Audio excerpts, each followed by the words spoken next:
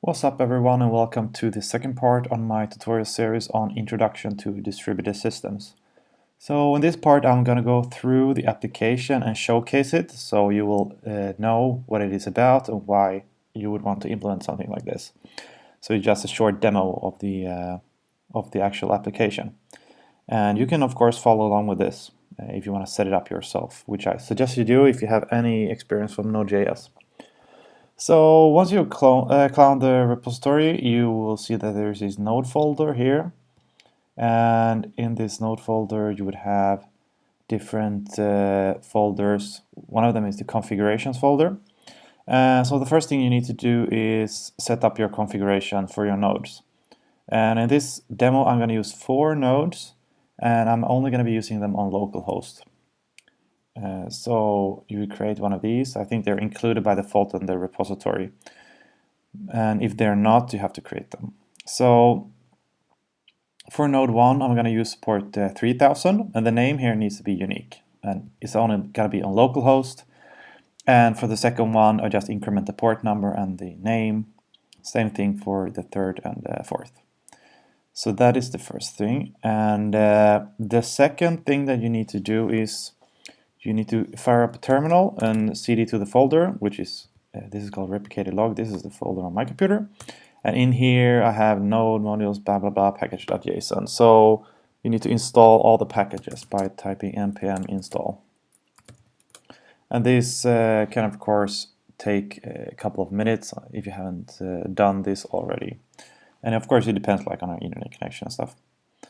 And as you can see, I split up my terminal in 4 different nodes here. You can change the IP address here at some other computer, but there can be some issues with this if you're behind some firewall or NAT or whatever. And we're going to dive into the different kind of problems that you can have later. So now you can see I have this node modules folder, and I'm ready to fire up the application. I'm using nodemon usually. It's just a library that will restart your application if you save any file, and if you don't like that, you use node.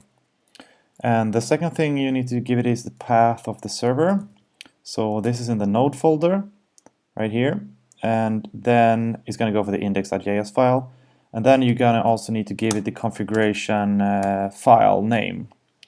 And for node 1, this is going to be node 1 like this. So then I fire this up, and now this is started. The second thing you need to do is fire up all the other nodes.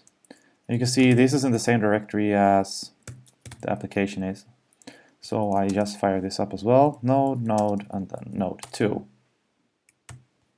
And the same thing with the third and the fourth.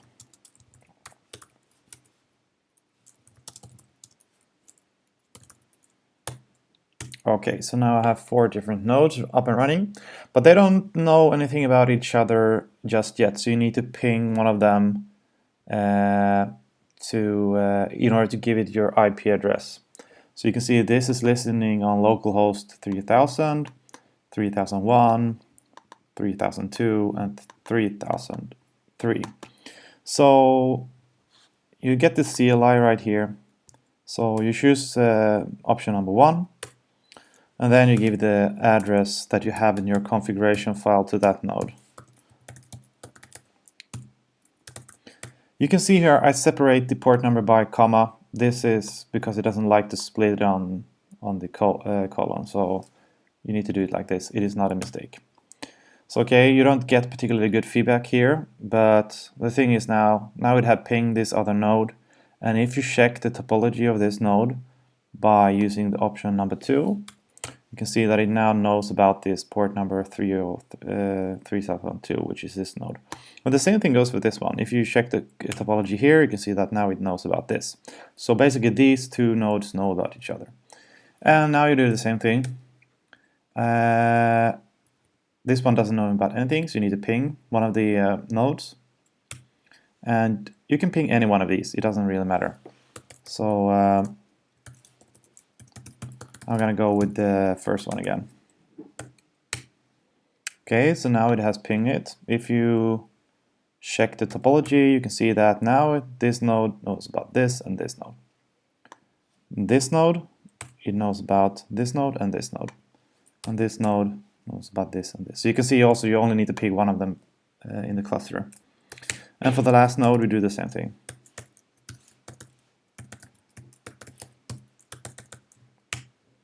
All right, so now everything is hooked up together. All nodes know about each other.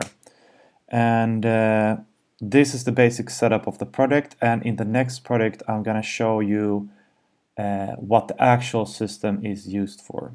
All right, so I hope you guys like this, and I'll see you in the next tutorial.